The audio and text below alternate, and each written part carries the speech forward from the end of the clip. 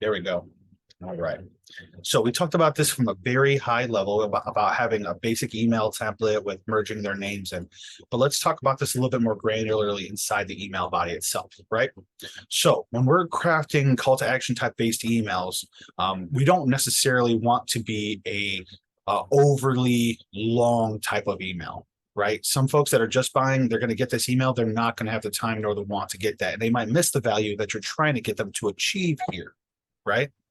So inside of this email, we're thinking of something along the lines of 5 to 10 sentences maximum. Okay. Anything longer than that, we're writing a novel, right? And they're just not going to consume it. Right. Imagery is a must. I'd like to at least have the logo in here for imagery, but secondarily to that, I like to see a rep, a person, a human for the company kind of representing and being that smiling human face while they're kind of going through there, right? This is an opportunity if you have your employees or your sales reps inside of Keap that you could use that signature block for the contact's owner to make sure that these emails are a little bit more personalized, right? So for example, let's say Terry was my sales rep, right? And I bought something from her. It'd look a lot better than this blank email with no kind of human to it. It would look a lot better if inside of this email, we were able to actually see Terry, right? And see all of Terry's contact information. That we go, oh, duh, yeah, we just got that tractor from Terry, right? Mm-hmm. Make sense? Yeah. Now, personalizing. Some people like certain strategies of writing emails. Some folks like to be really informational, A, B, C, D, right? I say when you write this email, make it very genuine, right? We want this to be very consistent with the way that they have been talked to all the way up to this point. If we immediately start speaking a different language to them or changing up the feel of how that email is, then, we change how that, how that's going to be consumed and converted on, right? If we don't make the email consistent, we open up the opportunity for that disengagement to occur, and then our reporting won't be consistently showing that, right? It'll just show email 1 had an open, email 2 had an open, email 3 not open. Oh, well, why? Well, it could be part of the issue, right? Mm-hmm. Make sense? Right. Mm-hmm. Sweet.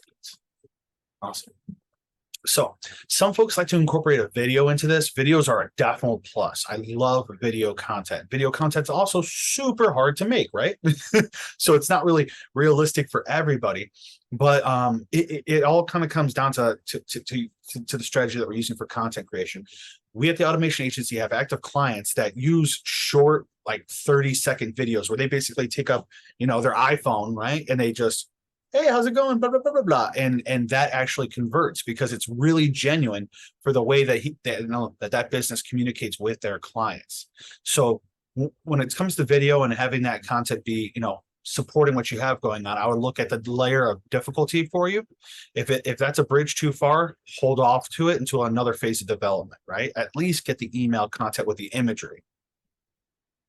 Make sense? Yep. Awesome. Now, there's some basic guardrails when you're thinking about writing this email for the testimonial prompt. We don't want to incorporate any other links to the website. We don't want to incorporate any links to social media or anywhere else. We want to direct them to that main call to action. If we put a bunch of different multiple links in here, we're opening up the opportunity for that contact to go out and get lost on Facebook, right? Or see a competitor's ad on Google or something like that. So much like sales, we're going to treat the testimonial call to action as a very targeted call to action button, right? Mm-hmm.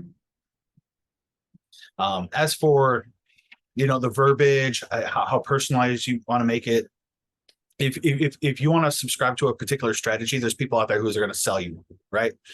I think it's much better to just keep it simple, genuinely, and then move on with that engagement. All that makes sense? Yeah. Anybody have any questions on drafting the email content for like testimonials or call to actions? Or does that feel like good for everybody? What's best practice, do you think? I mean, like just say, please push the button below. Would you add more than that? I think short and sweet is the best. Okay. But that's just my thought, right? I also like butterscotch pudding. Some people don't, right? You know, so everybody's entitled to their wrong opinion. Butterscotch is the best, but but back to this. Short and sweet to the point tends to work out really, really well. Emotional resonance works out really, really well, right? Hey, we really appreciate you taking your time to click the button below and providing us with that clarity. You know, people appreciate that. Mhm. Now, best practices, branding colors and things like that. That all comes into normal marketing rules. The one thing I would say with this being the only button on the top, in the entire email, we shouldn't get too much of a variance with the color, right? We should feel pretty confident using our brand color or using a different color. That the color should not be the flip point here. Everybody feel good? Yes. Right, back out of here. Now, when we go from first try to our second try to our third try, there's nothing wrong with just copying the existing email from 1 and making it for 2 and 3, right? Because they didn't take any action off the first one. They could potentially not have even seen that email, right? Or even had the chance to read it yet. So there's not anything 100% wrong saying you can't just copy the email over.